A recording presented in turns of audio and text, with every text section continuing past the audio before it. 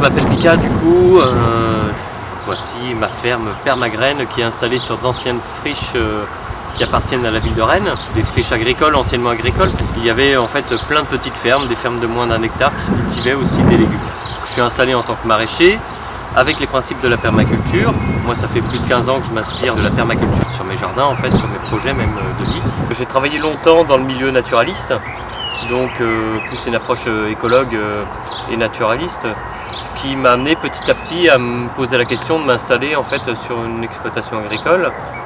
Donc chose que j'ai expérimentée donc, sur 4 ans sur une ferme au nord de Rennes, une ferme de 30 hectares, où là aussi j'avais allié les principes de la permaculture et de l'agroécologie pour transformer une ferme laitière en système vente en laiterie et puis en conventionnel, quoi. Donc je l'ai transformé à ma sauce en quelque sorte et c'est quelque chose qui a très bien fonctionné économiquement et humainement aussi.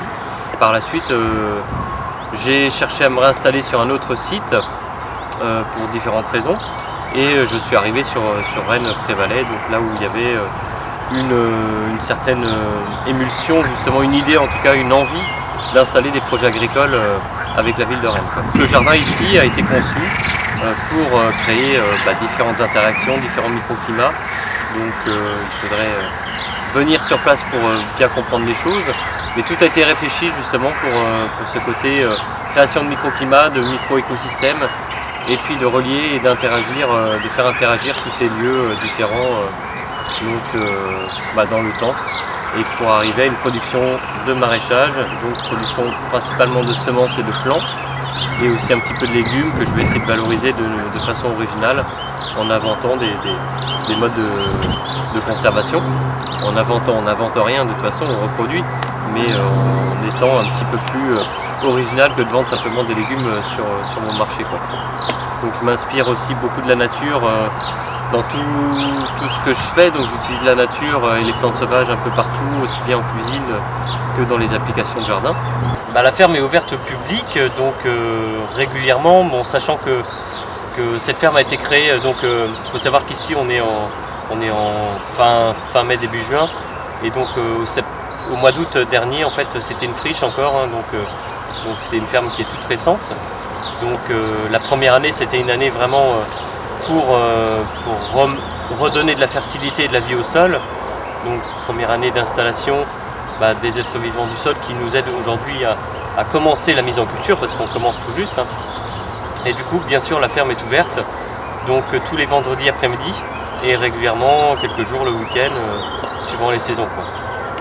Et puis par la suite à partir de septembre on va essayer d'imaginer là aussi des stages, parce qu'il y a une grosse demande. Moi j'avais pas envie forcément d'organiser des stages, mais au vu de la demande on va essayer d'organiser quelque chose pour que les gens puissent mettre en pratique aussi sur la ferme, plutôt que de venir simplement visiter, venir participer réellement, donc faire un système d'école permanente de permaculture en fait, où les gens pourront venir avec un tarif au forfait, donc régulièrement.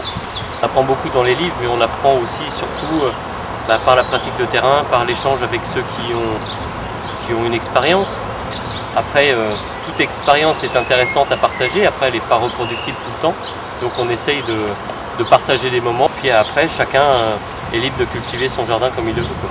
Alors les réseaux que je fréquente, il y en a plein de réseaux, hein. En fait, moi j'ai toujours été baigné dans les réseaux, réseaux naturalistes, réseaux on va dire agriculture biologique, et aujourd'hui les réseaux aussi qui sont rennais, donc qui rapprochent le citoyen aussi de toute cette idée de la biodiversité.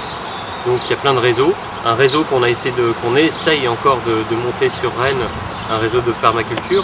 Donc c'est très difficile parce que on est tous très sollicités, donc il n'y a pas matière non plus à avoir du temps disponible tout le temps pour animer des réseaux. Et après il y a les réseaux incroyables comestibles vers le jardin, les réseaux naturalistes. Bon, moi j'interviens dans une radio aussi pour des émissions sur l'écologie et les alternatives. Donc, voilà, j'essaie de m'impliquer en tout cas pour partager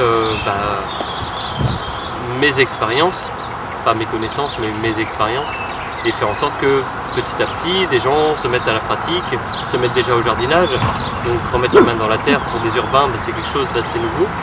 Pour moi c'est très important de les remettre les pieds sur terre et les mains dans la terre, Et du coup, il y a une forte demande. Et là, il faut l'accompagner. Moi, je m'y implique et j'essaye de créer des petits permaculteurs débutants en permanence, quoi.